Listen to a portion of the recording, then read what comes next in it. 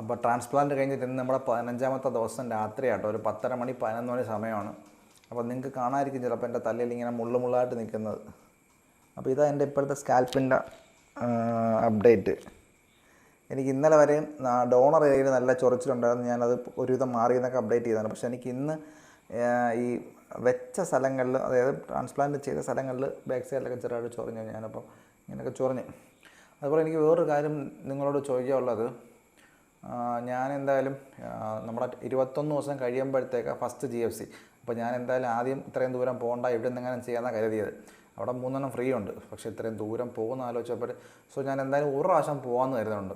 അപ്പോൾ അങ്ങനെ പോകുന്ന ദിവസം എനിക്ക് ഒരു പെൻഡിങ് ടാസ്ക് ഉണ്ട്. ആ ഡോക്ടറിൻ്റെ മറ്റേ ക്വാളിഫിക്കേഷൻ്റെ നല്ല നീറ്റായിട്ട് എച്ചിലായിട്ട് എടുക്കാമെന്ന് പറഞ്ഞ് അതെടുക്കണം.